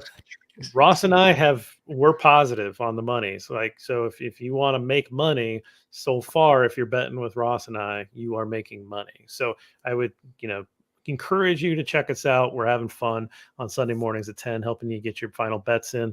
What about you? What do you got going on? Well, I got you listeners, you and Ross. I like that.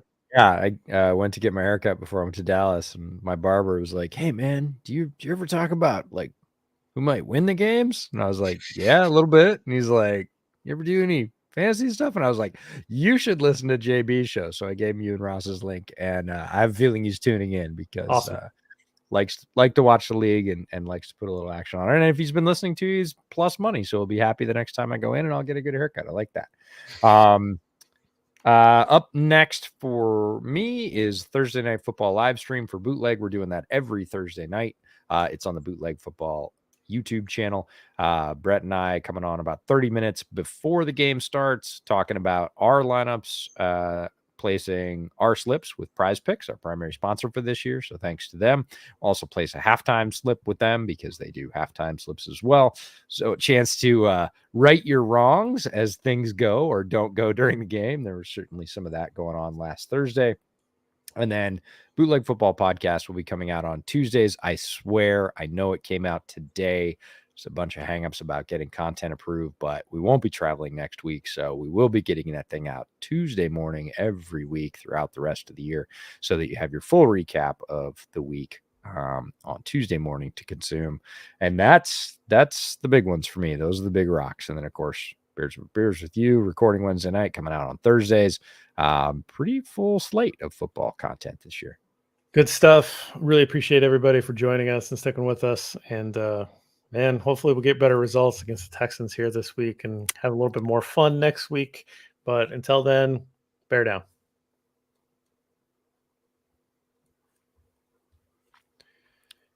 Okay. So, All right. I wanted to answer Jordan's question. He says, totally understand I'll have to learn to face these monsters regularly, but I dare say it feels a bit rash and reactionary considering the Green Bay front he had to face. They're easily top 3 to 5. Fully agree. Green Bay's front, wildly talented. Regardless of that, it wasn't about Green Bay's talent. There are times when a player stands up in front of a very talented opponent, an Aaron Donald or a Watt brother, a Bosa brother, you name it, and gets tossed around, and you go, well, that's just, and you could say the same about Kenny Clark. You could say the same about Rashawn Gary. But it wasn't that, because it wasn't just against those players. There were sort of more routine plays that I would consider blocks, especially run blocks, that weren't against those players necessarily. And he looked incredibly pedestrian or worse on those. That's where the concern grows. Look, if Rashawn Gary gets the better of you, I get it. Rashawn Gary was an incredibly high draft pick, and he is an ascending player. If Kenny Clark gets the better of you, we've been singing Kenny Clark's praises for years. He is one of the most underrated interior defensive linemen in the league. I get it. But there's talented guys on every team. Like, you go around the league and you look at defensive lines. As talented as Green Bay? No. Wildly less talented than Green Bay? That's where those margins get a lot thinner than people think. There are talented guys on every defensive front in the NFL. And when you're playing below the levels of even the less talented guys, everybody starts to go, "Ooh, okay, like, what do we really have here?" And I loved your question, JB, about, is it scheme fit, right? We have a new offensive scheme. Is he just not meshing? Is he not picking up what he's putting down? Um, don't know is the answer. I'm not in that room, but boy, he doesn't look like he's playing certainly to his potential. I think he has greater potential, to answer Jordan's question, than where he's playing right now. He's not playing fast. He looks slow off the line. He's not playing loose, right? He's not looking like he's enjoying himself. He looks tight and slow and bad right now, and he's got to fix that, because if he doesn't, he's not going to be a Bear for very long. Like, regardless of his draft pedigree, this regime did not draft him. He will be gone. right. Hit up some questions here. Your significant other wants to know what you're drinking, but we answered that. But Yep, we got that one. yeah, there's always need for a fresh one. So if she's yeah, she did bring me sushi on the Thursday night Oh. stream, so she's a complete hero. Like, somebody pointed out, like, hey, you should say if you want nigiri or not. I was like, well, yeah, of course I want nigiri. Why are you bringing that up? And they're like, your wife's gonna bring you some. So shout I out don't to know. I don't know if Don's still here, but I appreciate Don checking in with us every week. Heck yeah. Different, And he's not wrong. And I tell you, just to be clear, I picked the Lions in the show with Ross this week. I put a full bet on the Lions to, and I felt really good about it. And I almost made it my double bet, but I was like, I'm not quite there. But I put my bet on the Lions, and I'm feeling really good about that. They are way undervalued this week against the Vikings, so there's still some value there. I think they're +6 right now. They were that game +7. Yeah, that game, Detroit versus Minnesota, was on our. It was my honorable mention this week on Bootleg on our watch list. So we picked the top 3 games that we'll be focusing on, but we always pick one that's just like a little underrated or interesting for a different reason. I picked Detroit, Minnesota, because Detroit is surging, 35 plus points in the last 2 weeks. One more loss. Like, this is a team that people were saying, oh, they're a quarterback away. If you're putting up 35 points a week in the NFL, you're not a quarterback away. Like, you're working with the quarterback you got. This is going to be a really interesting game. And the Lions are a fascinating team overall. So I'm with you, Don. The only thing I'll say, Don, is this Detroit versus everybody thing. Like, I think it's got to die. Like, there's a lot of people that are cheering for you. There's a lot of even Bears fans, I think, are kind of like, okay, man, like, cool. It's time. It'd be great. Yeah. It'd be great if you can do it instead of that green team. Like, we're all for it. So I don't love the Detroit versus everybody, because I don't actually think it's like that.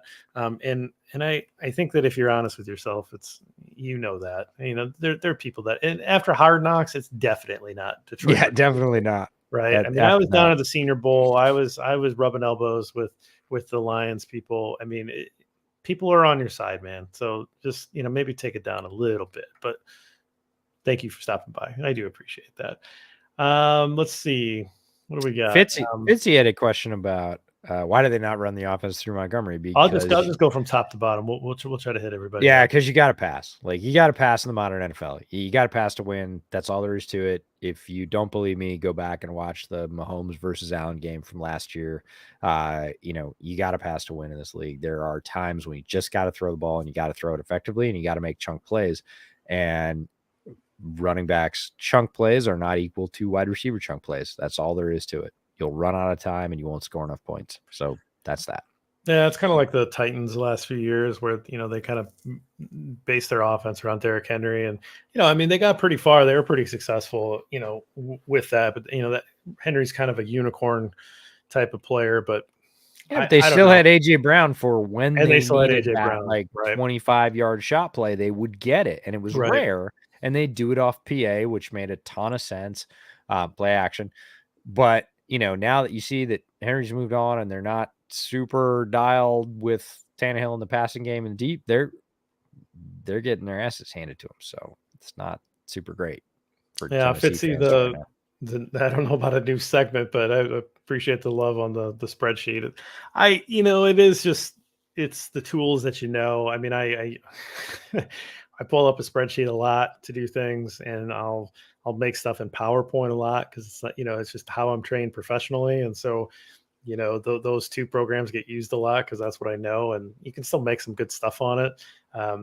There's people you can make better looking stuff on like Canva or the more serious stat stuff. I'm just not trained up on that, as much. So I just kind of stick with what I know. But I was going a place where I was trying to create a visual. I just didn't have time. So I needed 3 more hours to do it. And I don't know if I'll get there. Works for me. I liked your visual, so that's why I brought it up. I know it embarrassed. Well, that wasn't even a visual. That was just that is a visual. That was just my notes. That's a visual. I hate to say I got to the point. Well, I mean, it is. It is JB's spreadsheet of the week, indeed, Fitzy. JB spreadsheet of the week. So yeah, I was going to make a tree chart with the run plays. I look forward to your tree chart next week. You don't even know what a tree chart is, but I don't. But I look forward to it.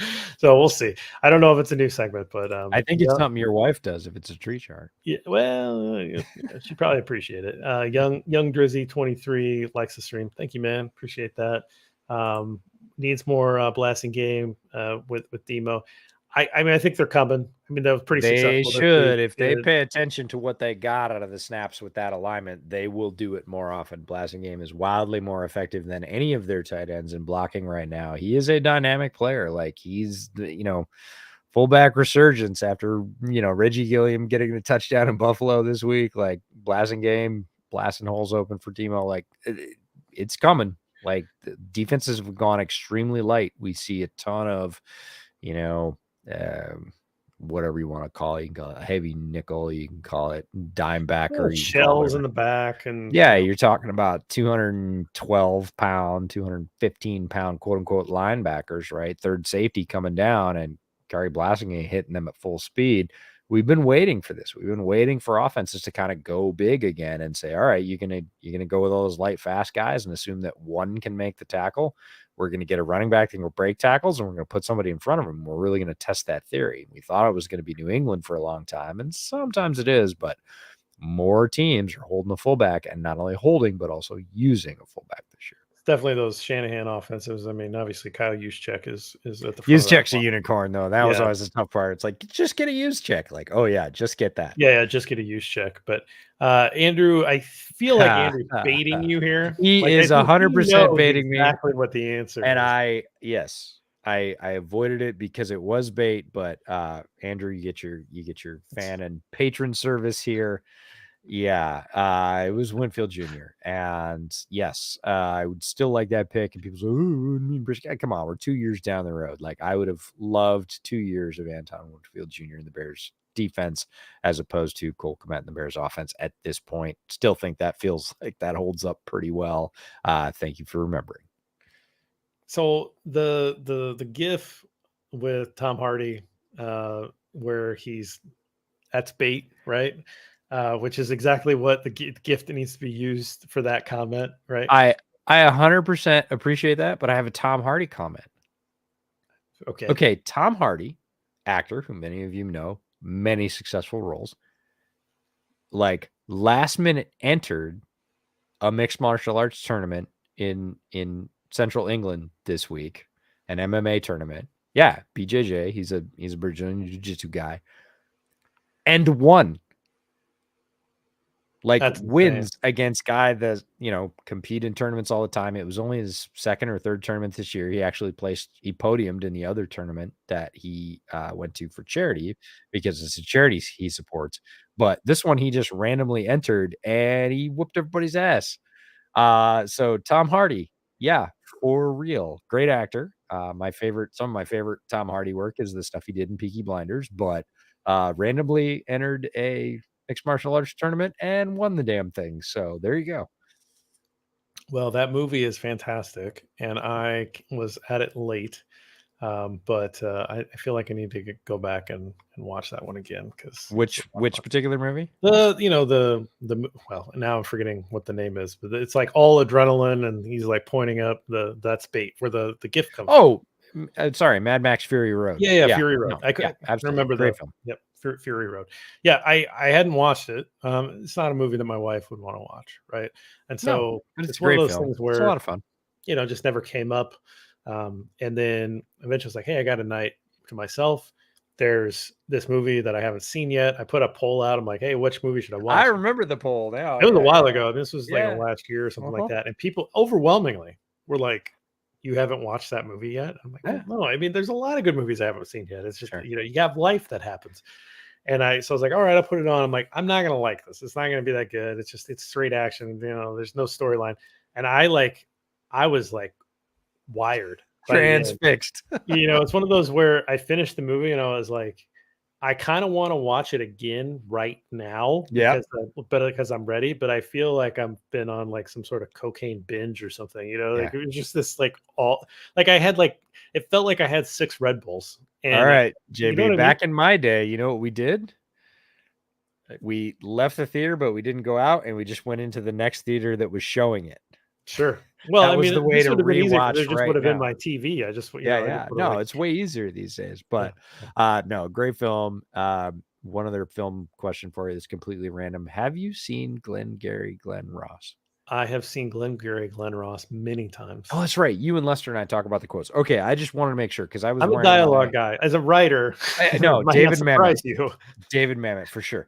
No, but ordering homage t-shirts for myself, not the ones that they sent us. Thank you very much for the ones they sent us. But there was a coffee is for closers t-shirt with a cup that just says ABC on it. And I was wearing that yesterday and somebody was like, you drink a lot of coffee. And I was like, no, that's not what this is. That's not what we're talking about here. That's awesome. Yeah, it was great fun. So that was an immediate take my money t-shirt. That's so I really like dialogue movies. So I know this isn't anything with Bears football, but if there's really good dialogue and there's no action, like I'm in. Like, I mean, that's fine. Like I don't need the things blowing up. If there's really good, interesting dialogue, like Closer is a dialogue movie. Mm-hmm. It's all just conversations with people. I'm transfixed by excellent dialogue, and I'm an auditory learner. And so I really like, probably not surprising that we do podcasts because I'm drawn to the medium. But you should watch Spartan. That's my recommendation for really enjoying dialogue. Not a ton of action. There's some action in it, but it's another David Mamet film. I'm a huge David Mamet fan for many things, but Spartan featuring Val Kilmer in the earlier days, but it is that Mamet dialogue, which sounds like sort of every third or 2 out of every 3 lines got cut out of it. And every line has like impact. That's a very Mamet sort of trademark hallmark, and Spartan holds up for that. So check that out. So Ken is in or was in. I saw Ken. That was great. Love it when Ken drops in. Always has good questions. I think we'll probably get to one of them here. Ken's great. Andrew, I always use Central Time because it's the only time that I have to really worry about unless I'm talking to EJ, and then I'll generally say 8-6 for EJ, just so we're on Yeah. the same page. Because he'll send me Pacific time. He Yes, knows I will. I Yes, I don't will. live there. I haven't lived there in a long time. So That's right. so it's going to be 10 in the mornings on Sundays, every Sunday morning, and again, unless there's something that happens where we have to move it. But we're going 10 a.m. and we've been ending about 11:15, and so there's enough time to get your bets in and Set your get out to the game. lineups, So do all the things you need to do. good conversation. We'd like to get more comments in, people, asking questions and get like the community going. That's really what it's all about, is trying to get the community. You guys can ask each other questions while we're, kind of putting stuff up and visuals and stuff. But I really like where we're going with it. It's been a successful first 2 weeks. No guarantees, of course. We're going to have bad weeks eventually, but so far so good. Ken's got the ultimate question here. Who's worse, Green Bay's wide receivers or Chicago's wide receivers? I'll let EJ start It's there. kind of now or later, right? Mhm. Now, ooh, it's a pretty good toss-up. It's a great question, Ken. Like JB said, you always have great questions. This is right now. I mean, they leaned on their veteran strength against the Bears, right? You saw the sort of wily veterans coming out. You didn't see a lot of focus on the Christian Watsons, and Romeo Dubs had a couple of plays, but they didn't lean on the youth like they did in the first week, because that didn't really work out for them. So right now, I'd say it's basically a push once Pringle comes back healthy. I'd say it's basically a push. In the future, I like the development potential at Green Bay is better than what the Bears have on board right now. They don't have a ton of young guys other than Bayless Jones, who are, have a lot of untapped potential.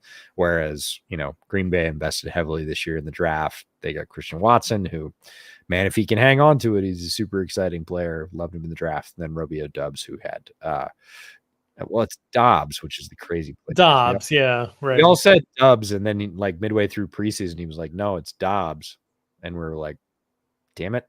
Like, okay, hate it when players do that, but there you go. However you want your name pronounced, we'll What pronounce it was like it. the Tanyan, Robert Tanyan?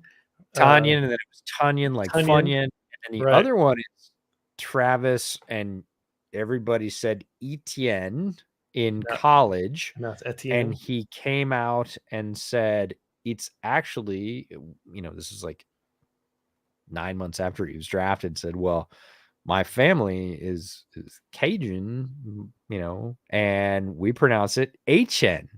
Etienne. And everybody Yeah, was like, "Okay," so I said HN. I started correcting people, and then he came out and said, "Well, everybody says ETN now, so we'll just go ETN." And I'm like, make up your mind. It drives me nuts. But I did go to the UTSA Texas game on Saturday, and I was doing a little prep work Saturday morning to see the players that I should highlight while I was sitting at DKR Stadium, which is an awesome experience for anybody that ever wants to go. Austin's a great town, but a great stadium experience. Is a ton of fun. But Texas's website is one of those that has the direct pronunciation right next to the player's name. You can click on it and it plays a sound file, a wave file of the announcer actually saying their name. And I was like, thank you, Texas, because Texas has a bunch of what I would call less common names. And I was very happy to not butcher them from my very first saying, because once I say a name the wrong way, it's very hard for my brain, speaking of being an auditory learner, to rejigger it to the correct saying, which I learned that I've been saying it wrong. And I hate saying people's names wrong. It's very embarrassing. yeah. A little behind the scenes. Um, I like send texts to people that they mispronounce names. So, like, let's just say Buster Screen. When Buster Screen got signed, Yeah. there were a couple of us that were saying it Buster Scrine because that's how Yeah. it's spelled. And I Yeah. was texting, I won't call them out, but I was texting them like, "Hey, I'm listening to you. It is screen. This is how it's Yeah. pronounced." Screen, like Um, screen on your yep, TV. like, and there's been a few like that, and then Equanimous has been Equanimous quite a is difficult one for a couple people, and I've been like, "Hey, like, sound it out, kind of look at it," and oh, but you know what I heard about? So the St. Brown family is near and dear to Brett's heart because they all went to his high school alma mater. Mater Dei in Southern California. They're all guys that went to his high school, and it's fascinating family. If you follow, like, his dad was Mr. Universe, and his wife, their mom is this crazy tall German Amazon like tennis player who basically was in charge of all their studies, and their dad was in charge of their physical training. And each boy was required to learn 3 different languages. Brilliant students, great athletes, obviously. And the youngest brother is Osiris St. Brown, but he is Osiris Amun Ra, and Amun Ra is Amun Ra Osiris St. Brown. Yep. There you All go. right. Okay. Learned that this weekend. I was like, great. But by the way, Amun Ra St. Brown is absolutely Pretty good. crushing it. Absolutely crushing it. He's massacring it. And Ken says, names you should try being a Hawaii fan. Strangely enough, Ken, I was going to say I speak Hawaiian, which is not true. I understand Hawaiian because my mom was raised in Hawaii, and I've spent a lot of time in Hawaii. So it comes naturally. It's a language that I heard a lot when I was a kid. So my ear is, as we do, our brains are much more pliable when we're kids, and we can adapt to languages. So I don't struggle with Hawaiian names or pronunciation. And we got married in Hawaii, and a lot of people that came to our wedding, it was their first time in Hawaii, and I was giving them directions. And as you know, many of the freeways, street names, whatever, are all in Hawaiian. And they were like, well, you already sounded that out. Could you give me some other help there? Because I'm not sure I'm going to be able to read that off the sign. And I was like, what? And then I was like, oh yeah, you don't recognize Hawaiian sounds. Whoops. Good times. Let's do one more and then get out of here. I gotta Sure. I gotta get moving here and some other stuff. But Sean from the Go, kind of like that name. It's kind of fun. Thanks. Great. Says EJ, I think Cole's production versus the Texans will be telling. In my opinion, Lovey's defenses tend to be susceptible to the tight end. I mean, like I think I'll say my piece before you respond to that. But you don't make a determination off of one game. Never, anyway, right? I mean, this is one report. The idea is that we would revisit players throughout the year and supplement that at some point, with other research. If you're going to do an annual report, you wouldn't do it off of one game. You would do it off of 4 or 5 games, to make sure that you felt comfortable with what you're looking for. EJ's got a pretty learned eye, and so he's seeing some things that he's marking down as like big red flags. If he was doing a full Cole Kmet report, he'd come back and he'd watch him against other competition, maybe against average competition or bad teams. Maybe Cole looks a little better. Cole has a big production day. That might be a good one to lock in on, so that he can go back and say, okay, Cole had 7 catches for 80 yards. How much of this is Cole Kmet and how much of this is scheme? Right. And those are the kinds of things that you're trying to break out. What I was trying to do with Montgomery, how much of this is just blocked for him? And how much of this is Montgomery actually making it for himself? So you don't make a decision based on one game, but you do it over a representative sample of what that player looks like through the whole year. And that's generally, I mean, for someone like EJ who's doing a long time, probably at least 3 games. Mm-hmm. For someone, that's just starting off or wants to see more games, you're going to watch 5, 6 games. Or even if you're watching a wide receiver or a tight end, you might want to watch all their targets, right? Like you might want to watch target tape and just go through and look at all the routes that they're targeted on to get a better sense. Because a lot of guys are going to get 30, 40, 50 targets. That's something that you can absolutely work through and digest in a reasonable amount of time. So that's my thoughts on the process and the scouting, but you can fill in because you got a lot more experience than I do. No, you nailed all the high points. And the reason that you wouldn't do what I suggested at the end of the podcast and put him on the practice squad and hope he gets claimed is, 2 weeks from now, it comes out, oh, he had a terrible stomach virus the night before. He didn't sleep at all, and he lost like 10 pounds in water weight. And teams will never say that before a game. Sometimes that happens. My point being, well, what the hell did you have him on the active roster for then? Like, if you knew he was that ragged out, like your other 3 guys were better, put him on the inactive list and grab another special teamer, right? So that stuff comes out, and a lot of times they're going to sort of defer to the player and say, hey, if you're willing to play, if you feel like you're ready to play, and players are always going to say, yeah, I'm ready to play, because if you don't, somebody can take your job. Like, that's the NFL.